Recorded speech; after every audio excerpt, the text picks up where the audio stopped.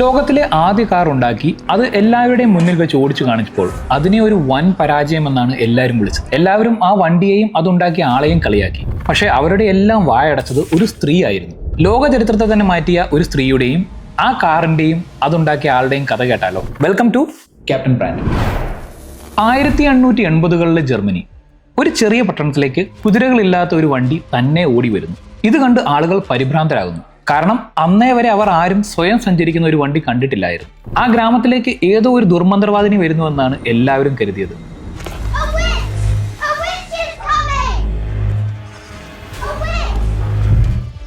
ആ പട്ടണത്തിന് നടുക്ക് വെച്ച് ആ വണ്ടി നിന്നു പോകുന്നു. അതിൽ നിന്ന് ഒരു സ്ത്രീ വെളിയിലേക്ക് ഇറങ്ങുന്നു. ആളുകൾ അവളെ ഭീതിയോടെ നോക്കുന്നു. അവൾ തൊട്ടടുത്ത് കണ്ട ആ ഫാർമസിയിലേക്ക് നടക്കുന്നു. അവൾ ആ ഫാർമസിസ്റ്റിനോട് പറയുന്നു, ആ കാലത്ത് ഗ്രീസ് ഒക്കെ തുടച്ചു മാറ്റാൻ ഉപയോഗിച്ചിരുന്ന കത്തുന്ന ഒരു ലിക്വിഡ് ആയിരുന്നു ലിഗ്രോയിൻ. ആദ്യം ഒന്ന് വിസമ്മതിച്ചെങ്കിലും അയാൾ 10 ലിറ്റർ ലിഗ്രോയിൻ അവൾക്ക് കൊടുക്കുന്നു. അവൾ അത് വാങ്ങി വണ്ടിയുടെ അടുത്തേക്ക് ചെന്ന് ആ വണ്ടിയുടെ പുറകിൽ സ്ഥാപിച്ച ഫ്യൂവൽ ടാങ്കിലേക്ക് ലിഗ്രോയിൻ ഒഴിച്ചു കൊടുക്കുന്നു. പിന്നീട് തന്റെ തലയിൽ നിന്ന് ഹെയർ പിൻ ഊരി ഫ്യൂവൽ പൈപ്പിലെ ബ്ലോക്ക് മാറ്റിയ ശേഷം ആ മോട്ടോർ ക്രാങ്ക് ചെയ്ത് സ്റ്റാർട്ടാക്കുന്നു. പിന്നീട് ആ വണ്ടിയിൽ കയറി ആ പട്ടണത്തിൽ നിന്നും പോകുന്നു. ഇതെല്ലാവരെയും അതിശയിപ്പിച്ചു. ആ അത്ഭുത വണ്ടിയുടെ വാർത്ത നാടെങ്ങും കാട്ടുതീ പോലെ പടർന്നു. കാരണം അതുവരെ ലോക ചരിത്രത്തിൽ അങ്ങനെ ഒരു സംഭവം ഉണ്ടായിട്ടില്ലായിരുന്നു. അങ്ങനെ ആ ദിവസം 2 കാര്യങ്ങൾ സംഭവിച്ചു. 1. ലോകത്തിലെ ആദ്യത്തെ മോട്ടോർ കാർ പിറന്നു. 2. ലോകത്തിലെ ആദ്യത്തെ ഫ്യൂവൽ സ്റ്റേഷനും പിറന്നു. പിന്നീട് അങ്ങോട്ട് നടന്നത് ചരിത്രമായിരുന്നു. ലോകത്തിലെ ആദ്യ കാർ ഏതായിരുന്നു? അത് നിർമ്മിച്ചത് ആരാണ്? അതിനു പിന്നിലെ ചരിത്രം എന്താണ്? ഇതൊക്കെ അറിയാൻ വീഡിയോ സ്കിപ്പ് ചെയ്യാതെ അവസാനം വരെ കാണുക. വർഷം 1844. ജർമ്മനിയിലെ മ്യൂൾസ്ബർഗ് നഗരം. അവിടെ ഒരു റെയിൽവേ ഡ്രൈവർക്കും ഒരു സാധാരണ വീട്ടമ്മയ്ക്കും ഒരു മകൻ ജനിക്കുന്നു. അവർ അവനെ കാൾ എന്ന് വിളിച്ചു. അവന് 2 വയസ്സുള്ളപ്പോൾ ന്യൂമോണിയ ബാധിച്ച് അവന്റെ അച്ഛൻ മരിക്കുന്നു. പിന്നീട് അങ്ങോട്ട് കൂലിപ്പണിയൊക്കെ ചെയ്ത് അവന്റെ അമ്മയാണ് അവനെ വളർത്തിയത്. അവനാണെങ്കിൽ ചെറുപ്പം മുതലേ മോട്ടോറുകളോടും പൽചക്രങ്ങളോടും ഒക്കെയായിരുന്നു പ്രണയം. മറ്റു കുട്ടികൾ കളിക്കാൻ പോകുമ്പോൾ അവൻ മാത്രം വീട്ടിലിരുന്ന് ഓരോ മെഷീൻ പാർട്സുകൾ അഴിച്ചു പണിയുമായിരുന്നു. 15-ാം വയസ്സിൽ അവനെ അവന്റെ അമ്മ ഒരു പോളിടെക്നിക് സ്കൂളിൽ ചേർത്തു. തനിക്ക് ഏറെ ഇഷ്ടമുള്ള മേഖല ആയിരുന്നതുകൊണ്ട് തന്നെ അവൻ വളരെ നന്നായി പഠിച്ചു. 19-ാം വയസ്സിൽ ഒരു മെക്കാനിക്കൽ എഞ്ചിനീയറായി ഗ്രാജുവേറ്റ് ആയി. ആ ഗ്രാമത്തിലെ ഏറ്റവും പ്രായം കുറഞ്ഞ മെക്കാനിക്കൽ എഞ്ചിനീയർ ആയിരുന്നു അവൻ. ആ കാലത്ത് ദൂരയാത്രയൊക്കെ പോകണേൽ ഒന്നേൽ തീവണ്ടിയിൽ പോകണമായിരുന്നു, അല്ലെങ്കിൽ കുതിരവണ്ടിയെ ആശ്രയിക്കണം, അതല്ലേൽ നടന്നു തന്നെ പോകണം. കാരണം ഇന്നത്തെ പോലെ ബൈക്കുകളോ കാറുകളോ ഒന്നും അന്നുണ്ടായിരുന്നില്ല. ശരിക്കും നമ്മുടെ കാൾ ചിന്തിച്ചത് ഇതാണ്: എന്തുകൊണ്ട് നമ്മളിങ്ങനെ മൃഗങ്ങളെയും ട്രെയിനിനെയും ഒക്കെ ആശ്രയിക്കണം? തന്നെ ഓടുന്ന ഒരു വാഹനം ഉണ്ടാക്കിയാൽ എല്ലാവർക്കും അത് ഉപയോഗിച്ച് യാത്ര നടത്താമല്ലോ. 1800കളിൽ അങ്ങനെ ചിന്തിക്കണമെങ്കിൽ അവൻ അത്രയും വലിയൊരു വിഷണറി ആയിരിക്കണമല്ലോ. പക്ഷേ ഒരു സ്വയം ഓടുന്ന വണ്ടി നിർമ്മിക്കാൻ ആ കാലത്ത് ഒരുപാട് കാശ് വേണമല്ലോ. അതിനായി അവൻ പല മെക്കാനിക്കൽ എഞ്ചിനീയറിംഗ് കമ്പനികളിലും പണിയെടുക്കാൻ പോയി. കഠിനാധ്വാനത്തിന് ശേഷം 1871 തന്റെ 27-ാം വയസ്സിൽ അവൻ തന്റെ സുഹൃത്തായ ഓഗസ്റ്റ് റൈറ്ററായി പാർട്ണർഷിപ്പിൽ സ്വന്തം ബിസിനസ് ആരംഭിച്ചു. ആദ്യമൊന്നും അവർ നിർമ്മിച്ചത് എഞ്ചിനുകളായിരുന്നില്ല. ഒരു ഇരുമ്പ് ശാലയും അതിനോട് ചേർന്ന് ഒരു മെക്കാനിക്കൽ വർക്ക്ഷോപ്പുമായിരുന്നു. പക്ഷെ അവന് സ്വയം ഓടുന്ന വണ്ടി ഉണ്ടാക്കണമെന്നായിരുന്നില്ല സ്വപ്നം. ഇന്റേണൽ കമ്പസ്റ്റൻ വഴി പവർ ഉണ്ടാക്കുന്ന ഒരു എഞ്ചിനും ആ പവർ വെച്ച് ഓടുന്ന ഒരു വണ്ടിയും. ഈ ഐഡിയ തന്റെ പാർട്ണറായ റൈറ്ററോട് പറഞ്ഞപ്പോൾ പുള്ളി ചിരിച്ചു തള്ളുകയാണ് ഉണ്ടായത്. പക്ഷെ കാളിന് അങ്ങനെ എളുപ്പം ഉപേക്ഷിക്കാൻ പറ്റുന്നതായിരുന്നില്ല തന്റെ സ്വപ്നം. അവൻ വളരെ രഹസ്യമായി തന്റെ വണ്ടിയുടെ എഞ്ചിന് വേണ്ട സാധനങ്ങൾ ഉണ്ടാക്കാൻ തുടങ്ങി. ഇതുവരെ ഇല്ലാത്തൊരു കൺസെപ്റ്റ് ആയതുകൊണ്ട് തന്നെ പാർട്സ് ഒന്നും തന്നെ കിട്ടത്തുമില്ലല്ലോ. പോരാത്തതിന് അതുണ്ടാക്കാൻ വേണ്ട മെഷീനറീസ് അതുപോലെ ടൂൾസ് ഒന്നും ആ കാലത്ത് അവൈലബിൾ ആയിരുന്നില്ല. അതുകൊണ്ട് എല്ലാം അവന് ഒന്നിൽ നിന്നും തുടങ്ങേണ്ടി വന്നു. പല പാർട്സുകളും സ്വയം ഡിസൈൻ ചെയ്ത് സ്വന്തം ആലയിൽ ഉണ്ടാക്കിയാണ് അവൻ ചെയ്തത്. Carburettor, crank shaft, spark plug, clutch, അങ്ങനെ ഒട്ടുമിക്ക എല്ലാ പാർട്സും അവൻ ഉണ്ടാക്കി. പക്ഷെ പരീക്ഷണങ്ങളായതുകൊണ്ട് തന്നെ പലപ്പോഴും പരാജയമായിരുന്നു ഫലം. എഞ്ചിൻ ഫെയിൽ ആകുന്നു, പാർട്സ് തകരാറാകുന്നു, ഫ്യൂവൽ ലീക്ക് ആകുന്നു, അങ്ങനെ പ്രശ്നങ്ങളോട് പ്രശ്നങ്ങൾ. ഓരോ പിഴവുകളും തിരുത്തുന്നതോടൊപ്പം അവന്റെ പോക്കറ്റും കാലിയായിക്കൊണ്ടിരുന്നു. അതൊരു മുങ്ങാൻ പോകുന്ന കപ്പലാണെന്ന് റൈറ്റർക്ക് മനസ്സിലായി. തന്റെ വീതം മേടിച്ച് എത്രയും പെട്ടെന്ന് പോകാൻ അവൻ തീരുമാനിച്ചു. പക്ഷെ കാളിന്റെ കയ്യിൽ വീതം കൊടുക്കാൻ പോയിട്ട് തുടങ്ങി വെച്ചത് തുടർന്നുകൊണ്ട് പോകാനുള്ള പൈസ പോലും ഇല്ല. അങ്ങനെ ഒരു തകർച്ചയുടെ വക്കിൽ നിന്ന് അവനെ രക്ഷിക്കാൻ ഒരു മാലാഖയെ പോലെ അവൾ എത്തുകയാണ്. ബെർത്ത.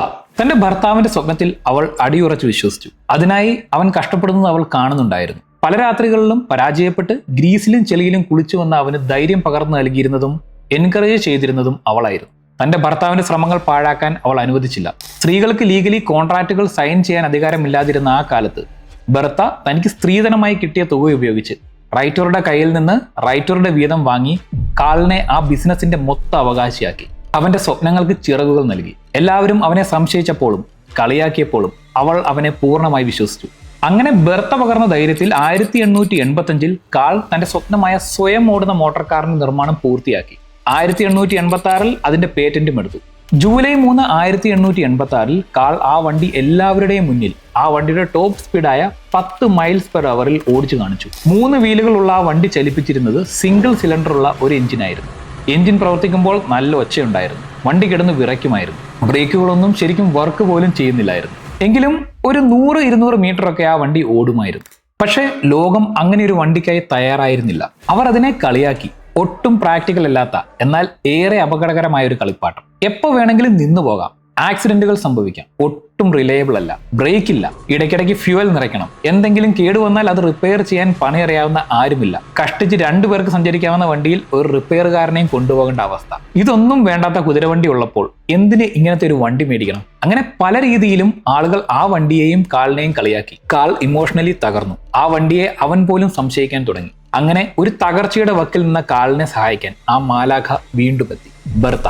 വർഷം 1888 ഓഗസ്റ്റ് മാസം. ബെർത്ത തന്റെ അമ്മയെ കാണാൻ പോകാൻ ജർമ്മനിയിലെ മാൻഹൈം എന്ന സ്ഥലത്ത് നിന്ന് 100 കിലോമീറ്ററുകൾ അപ്പുറമുള്ള ഫോഷൈം എന്ന പട്ടണത്തിലേക്ക് പോകുന്നു. തന്റെ ഭർത്താവ് നിർമ്മിച്ച കാറിൽ യാത്ര ചെയ്യാനാണ് അവൾ തീരുമാനിച്ചത്. കാളിന്റെ അനുവാദമില്ലാതെ ബെർത്ത തന്റെ 2 മക്കളെയും കൂട്ടി അതിരാവിലെ ഇറങ്ങി. വർക്ക്ഷോപ്പിൽ പോയി കാറ് തള്ളി വെളിയിലിറക്കി. 2 മക്കളെയും അതിലിരുത്തി. യാത്രയ്ക്ക് വേണ്ട കുറച്ച് ഫ്യൂവൽ, ഒരു തൊപ്പി, തുണി തുന്നുന്ന ഒരു സൂചിയൊക്കെ എടുത്ത് 100 മീറ്റർ മാത്രം ഓടാൻ പ്രാപ്തിയുള്ള ആ വണ്ടിയും എടുത്ത് 100 കിലോമീറ്ററുകളുള്ള യാത്ര അവൾ തുടങ്ങി. ഓട്ടോമൊബൈൽ ഹിസ്റ്ററിയിലെ ആദ്യത്തെ ലോങ് ഡിസ്റ്റൻസ് യാത്ര. യാത്രാമധ്യേ വണ്ടിക്ക് വേണ്ട ഫ്യൂവൽ തീരാറായി എന്ന് മനസ്സിലാക്കിയ അവൾ തൊട്ടടുത്ത പട്ടണമായ വിസ്ലോക്കിലേക്ക് ആ വാഹനവുമായി കടന്നു ചെന്നു. ആദ്യം ആളുകൾ പരിഭ്രാന്തരായി. കുതിരകളില്ലാതെ തന്നെ ഓടുന്ന വണ്ടി കണ്ടപ്പോൾ അവൾ ഒരു ദുർമന്ത്രവാദിനിയാണെന്ന് എല്ലാവരും കരുതിയെ. അവൾ വണ്ടിയിൽ നിന്നിറങ്ങി തൊട്ടടുത്ത ഫാർമസിയിൽ കയറി 10 ലിറ്റർ ലിഗ്രോയിൻ വാങ്ങി. വണ്ടിയുടെ പുറകിലെ ഫ്യൂവൽ ടാങ്കിൽ ലിഗ്രോയിൻ നിറച്ചു. തന്റെ തുന്നൽ സൂചി കൊണ്ട് ഫ്യൂവൽ ലൈനിലെ ബ്ലോക്ക് കുത്തിക്കളഞ്ഞു. അടുത്തിരുന്ന ഒരു ചെരുപ്പ് കുത്തിയെ കൊണ്ട് വണ്ടിയുടെ ബ്രേക്ക് ലൈനിങ് മാറ്റി പുതിയ ബ്രേക്ക് ലൈനിങ് പിടിപ്പിച്ചു. എഞ്ചിൻ ക്രാങ്ക് ചെയ്ത് സ്റ്റാർട്ട് ചെയ്ത് ആ പട്ടണത്തിൽ നിന്ന് യാത്ര തുടർന്നു. ഇത് കണ്ടുനിന്ന ആളുകൾക്ക് അവരുടെ കണ്ണുകൾ വിശ്വസിക്കാൻ പറ്റിയില്ല. സാധാരണക്കാരിയായ ഒരു സ്ത്രീ തന്റെ 2 കുട്ടികളെയും കൊണ്ട് ഒറ്റയ്ക്ക് 100 കിലോമീറ്ററുകൾ സ്വയം ഓടുന്ന ഒരു വാഹനത്തിൽ സഞ്ചരിക്കുന്നു. സ്വയം ഫ്യൂവൽ നിറയ്ക്കുന്നു, ബ്രേക്ക് മാറ്റുന്നു, സുരക്ഷിതയായി ലക്ഷ്യസ്ഥാനം എത്തുന്നു. ഇതെല്ലാം ഒരു അത്ഭുതമായി കാണാനേ അവർക്ക് പറ്റിയുള്ളൂ. ഈ വാർത്ത നാട്ടിലെങ്ങും കാട്ടുതീ പോലെ പടർന്നു. ബെർത്ത അങ്ങനെ ലോകത്തിലെ ആദ്യ ഓട്ടോമൊബൈൽ ഡ്രൈവറായി. ആ കാർ ലോകത്തിലെ ആദ്യ കാറായി. ആ ഫാർമസി ആദ്യത്തെ ഫ്യൂവൽ സ്റ്റേഷനായി. ഈ വാർത്ത പത്രങ്ങളിലും വാർത്തകളിലും വന്നു. അങ്ങനെ ഒരു കളിപ്പാട്ടമെന്ന് മുദ്ര കുത്തിയ കാളിന്റെ വണ്ടി റിലയബിലിറ്റിയുടെയും എഞ്ചിനീയറിംഗ് മികവിന്റെയും ആധുനികതയുടെയും സിംബലായി മാറി. കാൾ തന്റെ കാറിനെ പേറ്റന്റ് മോട്ടോർ വാഗൻ എന്ന് വിളിച്ചു. അങ്ങനെ ചരിത്രത്തിലെ ആദ്യ കാർ ഉണ്ടായി. ഈ വണ്ടി ഉണ്ടാക്കിയ കാൾ വേറെ ആരുമല്ല.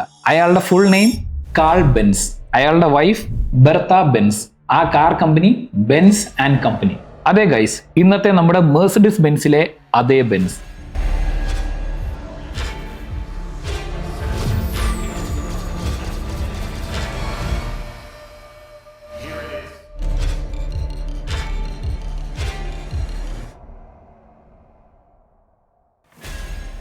അന്നത്തെ ബെൻസ് കമ്പനി ഇന്നത്തെ മെഴ്സിഡീസ് ബെൻസ് ആയത് എങ്ങനെയെന്ന് അറിയണമെങ്കിൽ താഴെ കമന്റ് ചെയ്യൂ. അടുത്ത video Benz and co Mercedes Benz ആയ ആ കഥയെപ്പറ്റി പറയാം. നിങ്ങൾക്ക് ഈ കഥ ഇഷ്ടമായെങ്കിൽ please do like and subscribe. വീണ്ടും മറ്റൊരു കഥയുമായി കാണും വരെ bye bye from captain brand.